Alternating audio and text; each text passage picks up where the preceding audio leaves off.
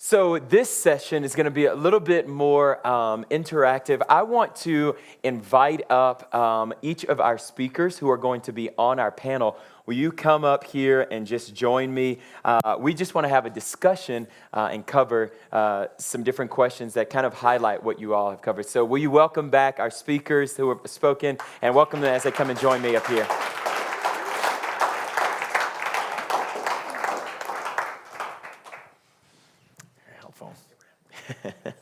The three amigos. Not three? Or the three blind mice. I don't know. Remember the dad? All right, so welcome back, gentlemen. I want us to have a little bit of a discussion here, and I'll have several of you answer on each of these questions. But here's where we want to start. How can we communicate effectively and with integrity using digital natives, using social media, but also just digital? How do you guys do that and do it well? I think first we have to define what digital natives are. It's when you use the term digital native, think of technology as a language. I began using technology. I immigrated to the world of technology, and I still speak technology with a thick accent. None of my kids are that way. I mean, to them, technology is at the heart of everything they do. They've never seen a dictionary because you can Google anything, right? Google knows the whole world. What Jay said about YouTube videos is exactly right. You know, you watch it, and I find that I'm doing this too. I'm still speaking it with an accent, but I'll watch a 3 or 4 minute YouTube video and think, okay, yeah, that helps me. For example, my son wanted to teach me how to tie a bow tie. He said, "Look, I can't even explain this to you. Just watch this video." And I watched it, and it was immediately apparent how to tie a bow tie. So my son mentored me by showing me a YouTube video. So that's what we mean by digital natives. There are some things, and again, this is where we have to cooperate together, because if you have your own kids, it's hard. You have to have other people help you with your kids. One of the things at Summit that I find really fun is parents will call me and say, when my kid came home from Summit, they kept telling me all of these amazing things they learned that I have been teaching them all of their lives. And I said, that's because that's how God works. You need other people who also say so, right? And so youth pastors, Kirby sent some students here from Woodman. Why? Not because Kirby's got all this theological training. Why would he need to send them here? Because he needs other people who also say so, right? and that's what helps to create the connections. We have to do that. So some of the things that I would talk about are really hard with one or more of my kids, really easy with maybe one or more of them. But if we work together in this, that's profound. One thing I did was I asked my kids, because I like to run, I like to listen to music when I run, so I don't have to think about what my body's doing. And I asked them, what are some songs that you like, that you think are fast-paced, that I could put on my running playlist? And they gave me all of their favorite songs. So I can listen to them as I go. I hear the lyrics. I understand what it is about those songs that they find interesting and important, and it opens up opportunities to converse. If they want to play a video game, what game is it? Hey, look, are you guys playing Fortnite or whatever? And one of my kids is like, oh no, that game's terrible. Only the dorky kids play that or whatever. So, well, what do you guys do? And why would you do? So I just played so dumb, which is easy for me. And then they start giving me all of this information. What do you think? One of my kids, I took him out for a hamburger, told him we're going to be doing this, and said, what do your friends even believe about some of these things? That's a lot easier for him to talk about than to talk about what he believes, right? So that's one of the ways that I break through. Yeah, part of it, think about the way the church uses it. You got to be disciplined and wise in how to use it to engage them, because that's where they are, but not facilitating the unhealthy components of it. One of the things technology and the social media world, what it's done to us is it's isolated us. And you think about just communication, for example. It used to be face-to-face, right? That used to be the primary way you would communicate with somebody. With that comes facial expressions, time, pauses. There's a lot more to communicate than just the words. Then you think about it going to the telephone, you lost facial expression. Then you think about the text message, you've lost all of this. And how many of you with just an email, like I get this as a pastor all the time, I get an email and I don't know if they're praising me or chastising me. Because that way of communication, it's hard to know. Well, now that's the world young adults live in, which is one of the reasons why anxiety is rising. They constantly live in the state of, what do they mean by this? So with that, you got to be careful to think about how to use it to engage them and meet them where they are while facilitating something that is not healthy for them, which is isolation. One of the ways, though, that our church is trying to do this is think about how to supplement Christian teaching within a small group environment, knowing that our church members go to YouTube to get teaching. They don't go to the church to get teaching.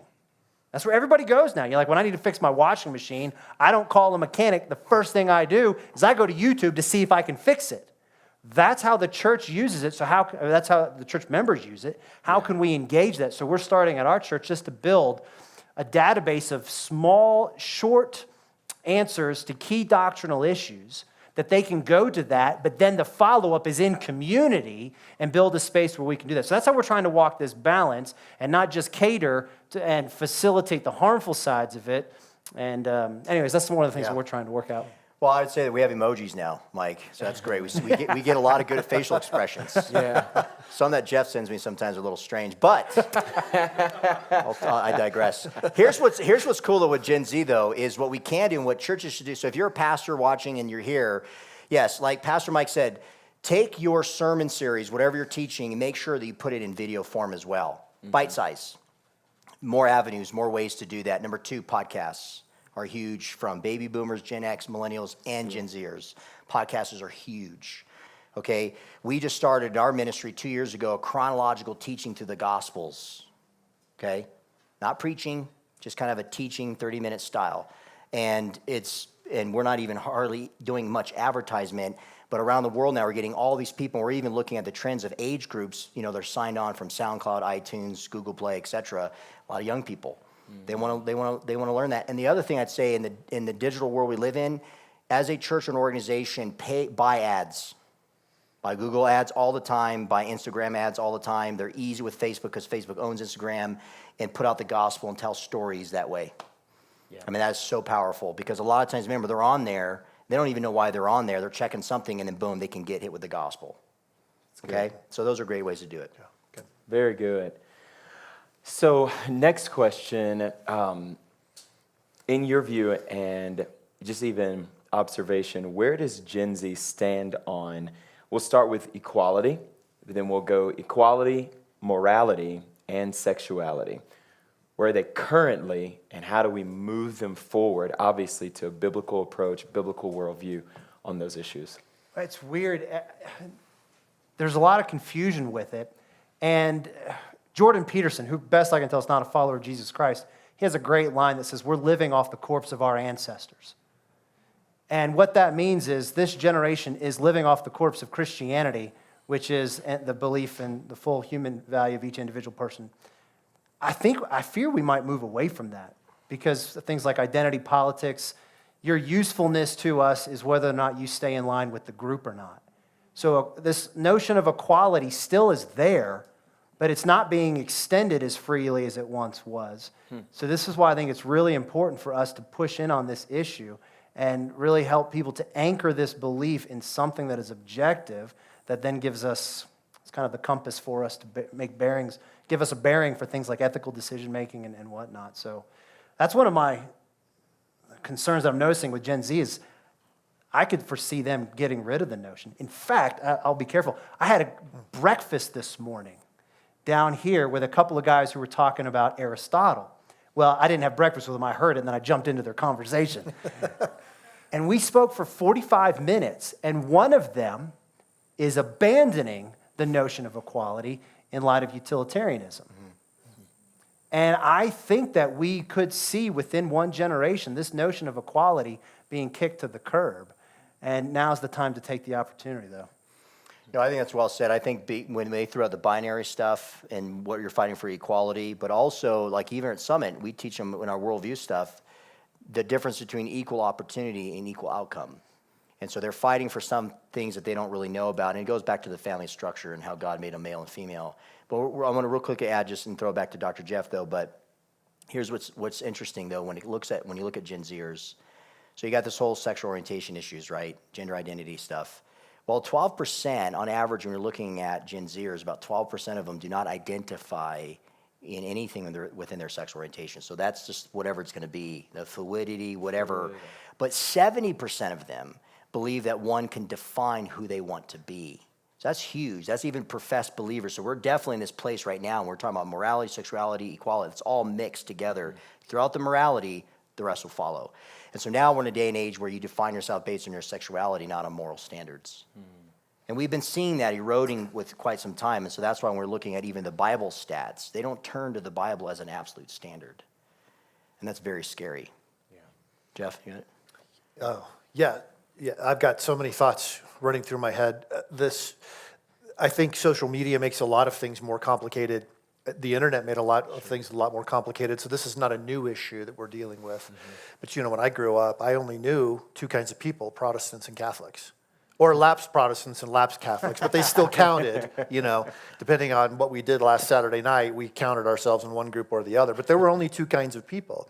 It wasn't until I went to college that I ever met somebody who was truly an atheist and not just trying to, garner attention, or somebody who was truly a Buddhist or a Muslim.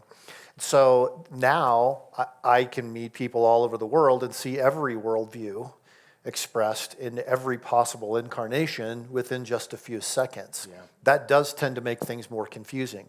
What also makes it confusing is knowing that other people are looking back. This is where something like, my students Facebook is going down like that. Snapchat's going up. That's one of the main things they're using. But they say things knowing that other people are looking at them. So are they saying what they think? Not really. What they're really saying is what they think other people think they should say if they were thinking about what they should say. So it's always, I'm trying to project an image of what I want to be. But that goes back to the idea of identity. If you really have no sense of who you are, then all you are is a projection. Right. Okay.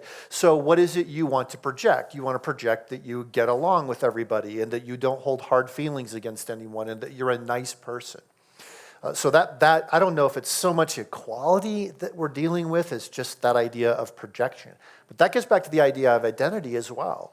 At Summit, over the last 10 years or so, every year we deal a little bit more with the idea of your identity is primarily in your sexuality. And this is exactly what you would expect me to say as president of Summit Ministries, but it is at heart a worldview issue. People never really think this through. Why would you have your identity in your sexuality? Well, from a secular worldview, nothing else exists but the physical world. Right? There's no God, there's no Jesus, there's no Holy Spirit, there's no heaven, there's no hell. From a secular worldview, all that exists is the physical world. So all you have is your body. What are your strongest chemical impulses? They're sexual. So you are whatever you feel you are sexually. So at Summit, what blows the minds of the students is, by the way, out of the 56 hours of instruction we offer here, every year we've increased the number of hours we spend talking about what does it mean to be a man or a woman, masculinity versus femininity.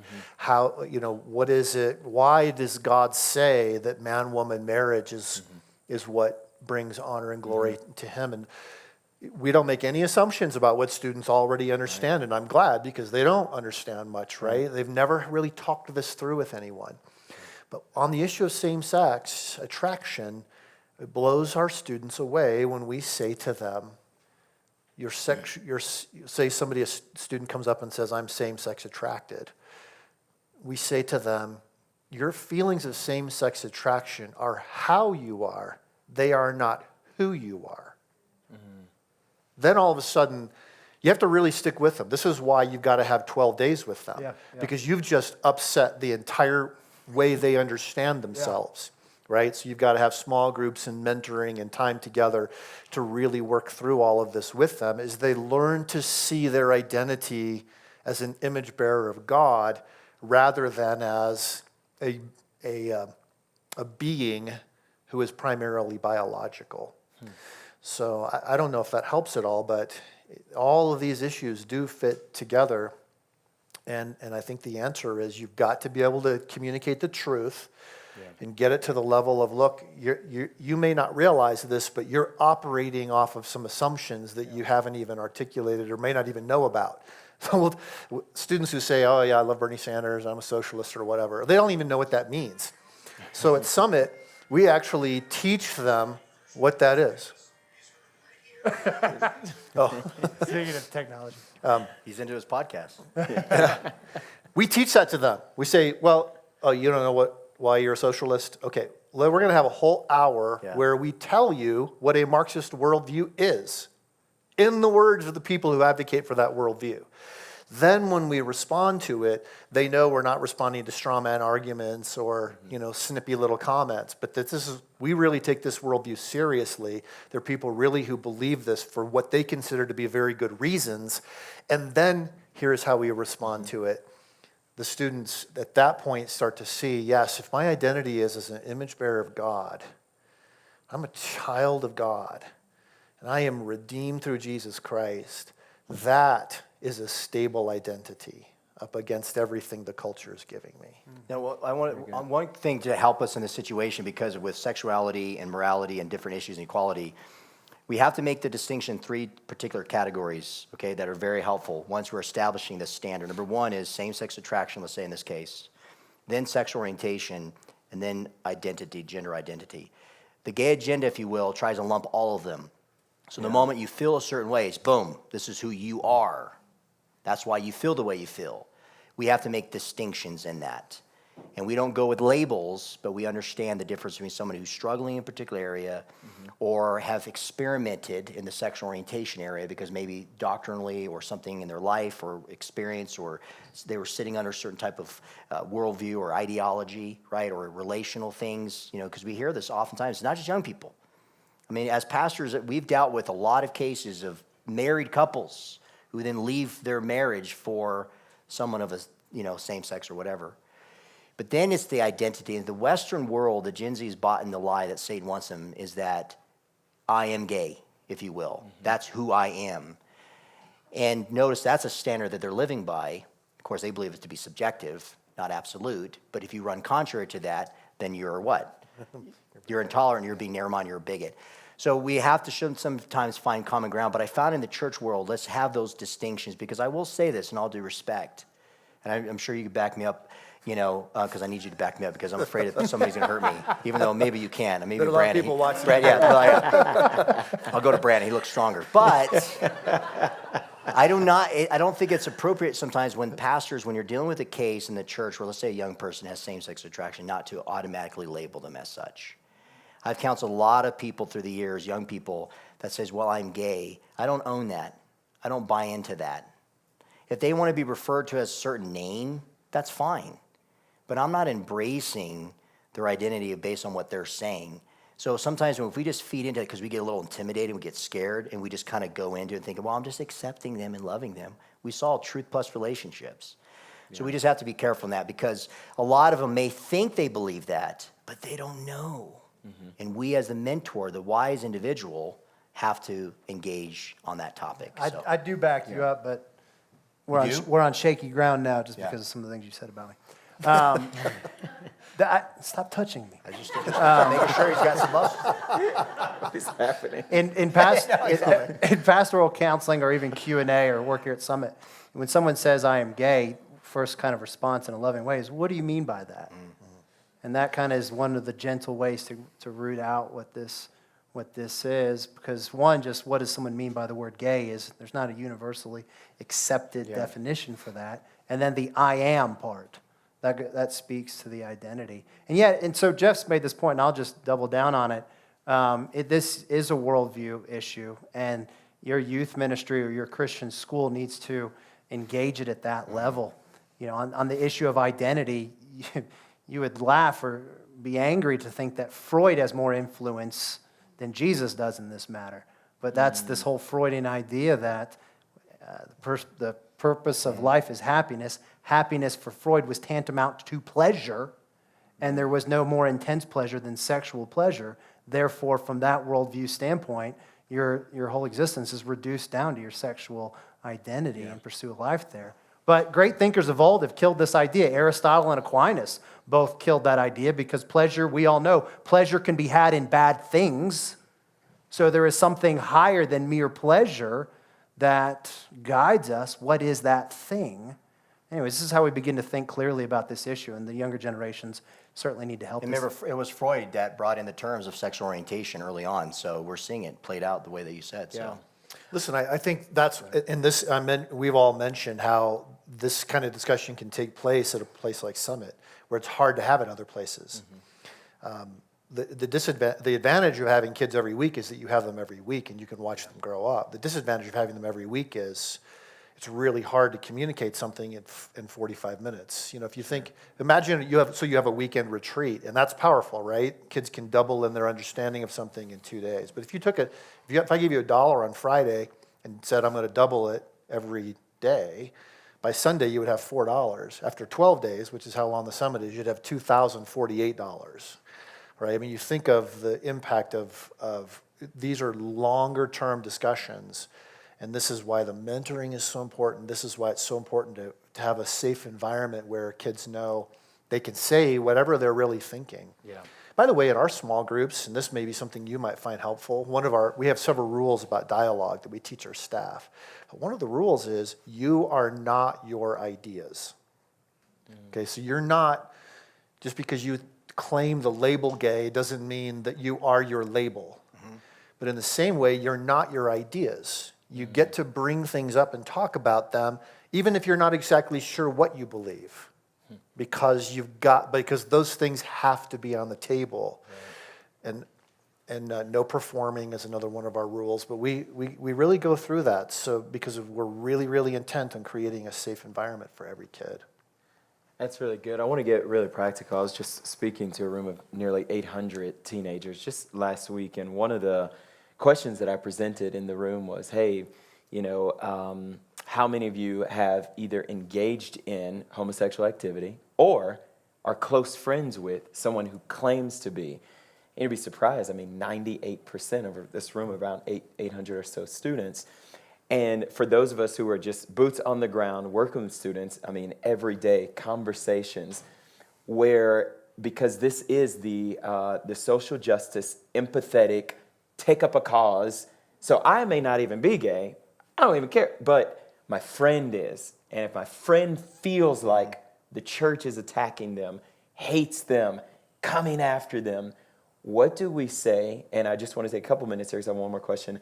How do we pastorally lead them? What is our answer to them? And hey, this is how you love your gay friend well with the love of God, but to where that ideology doesn't bleed into their hearts and they take up this cause, this burden, if you will. Does that make sense? Mm-hmm. Yeah. That's great. That's an easy question. So Jay, you can Yeah, go ahead. so I think this is when we insert Jesus. Thanks for coming today. Jesus is always the answer, man. I always found it to be true. Or the world today. No, but that's a good question. That's going to be, it's difficult sometimes, but I will say this is we have to call sin, sin. Yeah. In today's world that we want to make sure we have a relationship with them, we certainly do. But I have to trust that I speak God's truth to them. There's going to be times where we get into a debate. I didn't want it to get into that. I'm not going to be heated. I'm going to show respect. But the dialogue is going to change because they're heated about something. I'm not buying into their particular beliefs. But for the most part with younger people, we certainly find here at Summit, how we can and share these kind of things is, again, I go back to, it's very simple, but you'd be astonished how many people don't do this. Explicitly lay out what the gospel is. Now, here's what I mean by that. The gospel isn't just, hey, put your faith and trust in Jesus Christ because he died on the cross for your sins. The gospel is Jesus Christ. So how you convey Jesus in these conversations with them is very important. So everything we were saying before about I am, what do you mean by this, and identity, that kind of thing. But what is sin? What is brokenness? What is separation? They can relate to those things. And I'm not saying you always have to use the term sin, but you know what, you guys, it's not as offensive as we think it is to a young person. But you know what, I preface it, I don't go to a gay person and be like, hey, you're homosexual, you're a lesbian, you're gay. I go to them as a human being who's in a particular lifestyle, and I believe they're struggling in it, and it is a sin, but I'm a sinner, okay? And so if I just come with that label, that's not really that effective. Notice how Jesus did with the Samaritan woman in John 4. Notice how he did in Mark chapter 1 with the lepers. Yeah. He touched the leper. That was a no-no. Right. Jesus did things that was not what the Pharisees and religious leaders wanted. So I think sometimes is we got to jump in there and be among the sinners. And we as Christians, we tell the young generation, hey, look, we're the ones that are telling that we need a Savior, that we're not God, okay, that we can't do it in our own, that we're made in his image, and that he, even despite the fact that we turn against him, that he loved us enough to send his son and to give us the power of the Holy Spirit. So we remind them of that and grace. And that, I think, is a big factor. But I'm telling you, if we just explicitly lay out who Jesus Christ is in context, kind of sometimes shift away from their story and talk about the story and impact of Jesus, it really will make a big difference. Yeah, finding your story and the grand story is key. And I liked what you said, too, about Jesus touched her. There's a bit of the Christian community that conveys this, you're untouchable. You know, we don't want your mess here. And so you pointed out well this morning that this generation, the guilt and shame culture, which is a little bit different than our generation, that you have to create in your church and your school a grace kind of community, which interestingly enough will happen more by the way you engage other issues than just this issue. And this may seem like the silliest thing, but in your church, how can you cultivate a grace culture? One is be positive in your social media posts and be careful about towing political ideological lines through snarky memes. Because this creates an us versus you mentality. Right. And you post these memes and it's like, oh, that's a zinger, and that made my point. And there is a case for the Bulldogs. I mean, Mike Adams is one of my friends. You know, there is the case for the hard line. So it's not entirely out of bounds, but the overwhelming community and culture that the church needs to communicate is a grace-filled one, which happens in a much broader way than just how you respond to the person that says, I'm gay. If you're waiting to do it then, I think you've lost the battle already. Dr. Jeff, closing question here. I just want you to close us out answering this. What is it that we as church leaders, if there's maybe one or two nuggets that you could just kind of boil it down to, what can we do to really deeply impact Gen Z with the time that we have, knowing that Jesus is coming? We are in the last days, no matter where you are on the, the eschatological viewpoint. We would all agree that Jesus is coming. And so there is a sense of an urgency, even as Paul wrote in the epistles, come on, fight, contend for the faith. What is it, maybe one or two nuggets that you say, gosh, we have to elevate these two things to the very top if we're going to impact specifically Generation Z before Jesus returns? Yeah. Well, I think I get 10 minutes at the very end of the event here. So I get, not right now, but at the end, so I can expand on this a little bit. Good. I think we have to, I think what these guys have said is profoundly important. I hope everybody can watch this again to hear, to get to mine some of those nuggets. Helping students see their identity in Christ rather than in what's happening to them in their culture or how they feel. And then helping them see that they're part of something great. This last summer, the most amazing time I had with students, I do a lot of the same talks. So I'll do the same ones every summer for, 5-6 summers. But then I add some in. The one I added in this summer was on Christians from history who had an impact. And I didn't give them a single name of a single person they had ever heard before. They were enthralled with that. They felt like they felt like somebody was reaching, out from something great and inviting them in. And at one point I asked them, I said, I covered somebody from science, I covered somebody from medicine, I covered somebody from education, and I covered somebody from the arts. What else? And somebody raised their hand and said, I'm going into business. And I could just see that she was really shy about that, like she was really sort of expecting all the other students to be social justice warriors and condemn her for being a nasty capitalist. But we just started going through, what is a biblical worldview of business? Somebody else then said law. She expected the same reaction. We started talking about a biblical idea of law. And by the time we finished the evening, I had covered the ambitions of every person in the room. And it was a profound breakthrough for them to realize I'm part of something bigger. I mean, being invited into the gospel, which is for me personally, for my spiritual uplifting, but it's also an opportunity for me to live out God's calling in my life in a way that changes the lives of other people. Awesome. Very few students will turn that invitation down. Yeah, very good. Very good. Well, that's the time that we have for this segment. Will you all just thank these panelists for answering these questions for us and discussing